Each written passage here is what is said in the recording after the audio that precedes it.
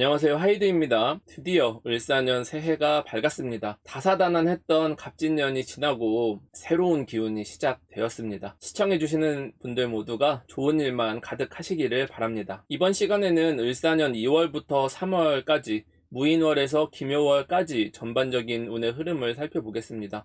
을사년에 해당하는 중요한 주제들은 따로 다뤄드릴 예정이니까 기다리셨던 분들은 알람 설정 해주세요. 사주풀이를 하다 보면 낯선 용어나 개념들이 있을 수 있지만 종합운세에서는 최대한 쉽게 풀어드릴 예정이니까 편안한 마음으로 시청하시면 됩니다. 시간의 흐름은 과거에서 현재 그리고 미래로 이어집니다. 지나간 맥락을 되짚어 보는 것이 중요하기 때문에 돌아보도록 할게요. 지난달은 갑진년 정축월이었습니다. 갑진년의 마지막 달이자 겨울의 물 기운이 가장 강한 시기에 정화라는 불의 기운이 들어와 있었습니다. 동양에서는 기운이 서로 다투지 않고 조화로운 것을 가장 귀하게 여기는데 갑진년 정축월은 개성이 강한 두 에너지가 부딪히면서 조화를 이루기가 어려운 시기였습니다. 본래 화의 기운은 겨울에 강할 수가 없습니다. 겨울은 생존을 위해 협력이 중요한 시기이기 때문입니다. 하지만 정화의 기운이 강하게 작용하며 자신의 개성과 가치관을 밀어붙이는 경향이 있었습니다. 이 과정에서 충돌이 많아질 수밖에 없었고 사회적인 가면을 쓰고 한 걸음 물러서는 것이 필요했던 시기였습니다. 모두가 힘을 합쳐야 할 시기에 정화 하나만을 살리려 한다면 균형이 깨지게 됩니다. 갑진년 동안 쌓아온 우리 모두의 자원을 한 방향으로만 일방적으로 사용하려는 것은 자연스러운 흐름에 어긋나는 일이죠. 겨울철에는 정화 하나로 온기를 유지하기 어려울 뿐더러 특정한 일부만 혜택을 보는 상황이 생길 수도 있습니다. 더욱이 주변의 의견을 충분히 반영하지 않은 채 밀어붙이는 진토의 기운이 작용하면서 조화보다는 갈등이 생겨날 가능성이 커지게 됐습니다. 이제 2월이 되면서 갑진년에서 을사년으로 해가 바뀌었고 간지로는 무인월이 들어왔습니다. 제 채널을 오래 보신 분들은 벌써 눈치를 채시고 깊은 탄식을 뱉었을 텐데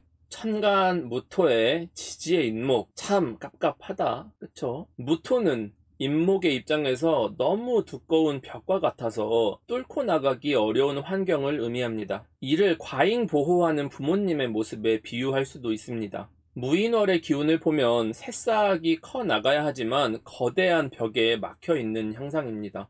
꿈은 크지만 갈 길이 멀고 현실적인 난관이 많아지는 시기입니다. 각자 꾸는 꿈이 다르겠죠. 상황에 따라 관점이 조금은 다르게 보일 수도 있겠지만 직관적으로 보자면 크게 두 가지로 나눠 볼 수가 있습니다. 이미 무언가를 시작한 사람은 벽에 균열이 가해졌으니까 멈출 수는 없어요. 지체 없이 앞으로 나아가야만 합니다. 뚫어버렸기 때문이에요. 그래서 가만히 있으면 깔려버릴 수도 있는 위험이 찾아올 수도 있는 겁니다. 반면에 아직 어떠한 시작을 하지 않은 사람들은 앞으로 미래가 예상되지 않아서 고민과 시작할지에 대한 망설임이 많아지는 시기입니다. 여기까지가 무인월의 기본적인 테마가 돼요. 여기에 을사년의 기운이 더해지면서 을목이 무토를 만나 서로 상극하는 모습도 나타나게 됩니다. 을목은 담쟁이 덩굴과도 같이 벽과 서로 대립을 해서 상호 파괴적이기보다는 벽을 휘감아 올라가면서 이 무토라는 전체 거대한 벽을 덮어버리는 거예요. 그러니까 서로가 각자의 특성을 살려 공존할 수 있는 모습입니다. 즉 을목의 상극이라는 것은 강한 저항보다는 유연하게 적응을 하고 성장하는 방향성을 가지고 있는 거죠. 비록 완전한 자유는 얻을 수가 없지만 작은 덩굴이었던 내가 상대방의 크기만큼 기존의 틀 안에서 영향력을 최대한으로 확대하는 과정이 이루어지는 것입니다. 이러한 기운이 이번 달의 주요 흐름으로 형성하게 됩니다. 큰 흐름을 보면 2월 3일 입춘이 지나면서 성장이 정체되거나 뭔가 진전되지 않는 느낌이 들 수가 있어요. 하지만 2월 18일 우수를 지나면서 봄비가 내리기 시작하고 멈춰있던 시계가 비로소 움직이기 시작하죠. 그런데 이번 달 외부 상황은 을사년의 영향으로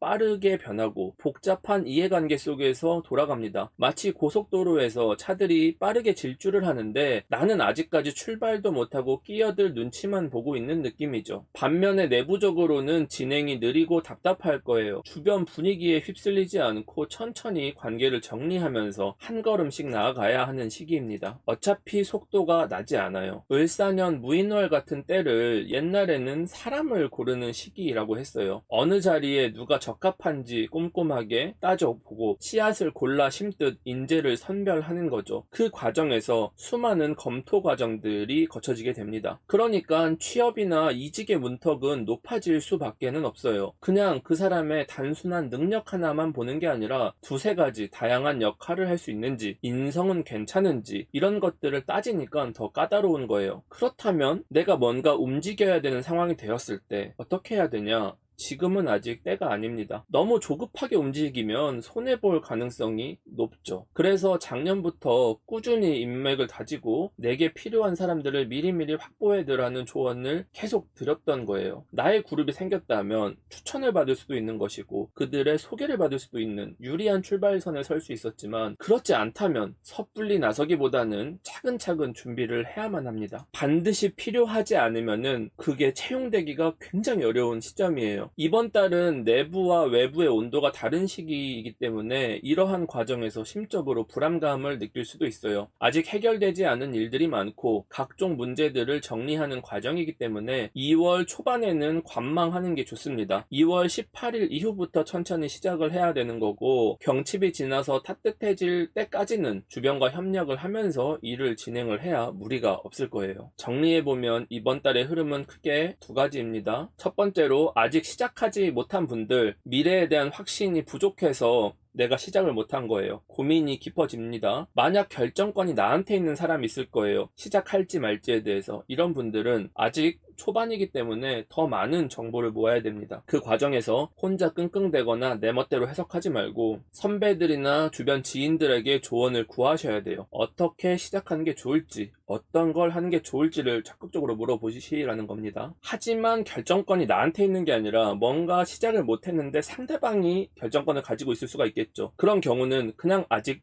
때가 아니다. 무인월 초반에는 심사숙고하는 단계이기 때문에 나의 니즈와 상대방의 니즈가 다릅니다. 그리고 그 상대방들 내부에서도 서로 의견이 다를 가능성이 굉장히 높아요. 그러니까 내가 조급하게 결과를 재촉하거나 어떻게 해야 되는지 푸시하거나 밀어붙이지 말고 묵묵하게 상황을 지켜보고 통보가 올 때까지 기다리는 게 현명한 방법입니다. 그리고 두 번째 케이스, 무언가 시작을 해서 이미 진행을 해버린 상태들이 있을 거예요. 이미 버튼을 눌러버린 거죠. 이런 분들은 사실은 조금 이른 거예요. 작년과 올해를 지나면서 많은 변화가 있었을 겁니다. 이미 그 과정에서 나의 어떤 자원이 부족한다든지 인력이 부족하다든지, 사업하는 사람이라면 자금 문제, 매출 문제, 직장인이라면 나의 역량에 대한 문제, 인원에 대한 문제, 이런 것들이 생길 수가 있어요. 취업준비생이라고 하면은 내 포트폴리오의 부족, 아니면 인턴 경력의 부족 같은 것들을 말할 수가 있겠죠. 이때 중요한 건 뭐냐, 준비가 덜 됐다는 건 이미 시작을 했기 때문에 메꿀 수는 없어요. 그래서 그냥 그 상태에서 하는 방법을 찾아서 가야 됩니다. 다행인 점은 을사년이기 때문에 부족한 부분들은 주변 사람들의 도움으로 채워나가면서 내가 적극성만 보인다면 충분히 진행은 할 수가 있습니다. 자, 그럼 이제 사주에 따라 이번 달을 어떻게 맞이해야 할지 볼까요? 자기 사주에서 목이나 화가 발달하신 분들, 계절로는 봄에서 여름까지 태어난 분들은 큰 문제는 없지만 외부 환경의 영향을 받는 편입니다. 시간이 지나면서 자연스럽게 결과가 나올 거라 너무 서두를 필요가 없어요. 하지만 화의 기운이 강한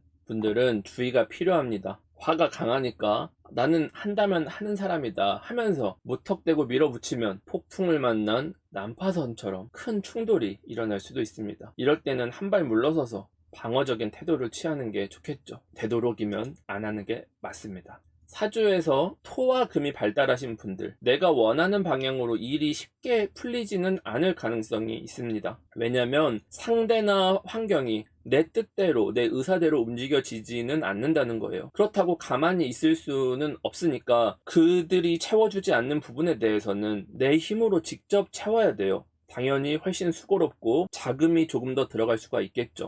하지만 이분들은 내 스스로 해결을 해야 된다. 도와주지를 않는다. 또 조심해야 될 부분은 내가 너무 혼자서 이걸 해결하려고 밑빠진 독에 물붓기처럼 노력을 해도 결과가 당장 나오냐? 결과가 당장은 안 나온다고 했어요. 그러니까 멘탈이 조금 흔들릴 수가 있겠죠. 감정적으로 지칠 수가 있다. 마음 관리를 하면서 내 시간이 올 때까지 견뎌내야 됩니다. 마지막으로 사주에서 금과 수가 발달하신 분들이에요. 계절로는 가을에서 겨울로 넘어가는 구간입니다. 이분들은 올해 초반에 일종의 액땜 타임이 돌아왔어요. 고난과 역경이 예정돼 있는 시기이기 때문에 승진이나 연봉 인상이나 갑작스러운 좋은 일을 기대하기보다는 어디서 트집 잡힐 만한 건 없는지, 보완해야 될 점은 없는지, 나의 부족함 같은 것들을 점검하는 형태가 훨씬 현실적입니다. 물론 금과 수가 있더라도 어떻게 있냐가 중요하겠죠. 균형이 잘 맞는 분들은 큰 성장을 이룰 수 있는 기회가 되기도 하기 때문에 부정적으로만 바라볼 필요는 없지만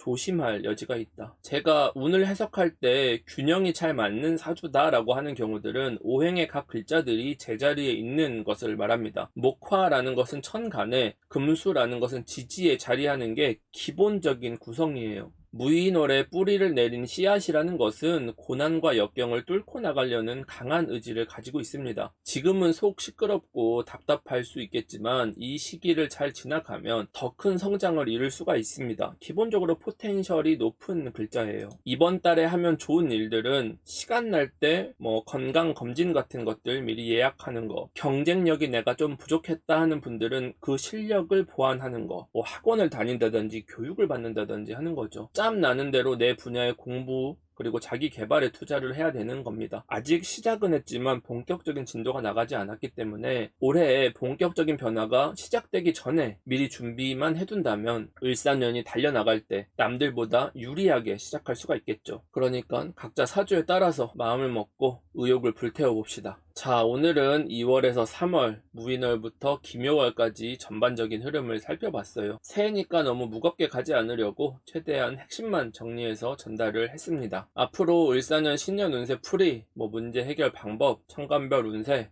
연애운, 이런 것들은 라이브 방송에서 많이 풀어드릴 예정이니까 잘 참고하셔서 원하는 목표를 이루시기를 바랍니다. 모두 새해 복 많이 받으시고 복채는 구독, 좋아요, 알림 설정으로 대신 받겠습니다. 댓글도 많이 달아주시면 힘이 나니까 잊지 말고 한 줄씩 남겨주세요. 그럼 다음 시간에 또 만나겠습니다. 안녕.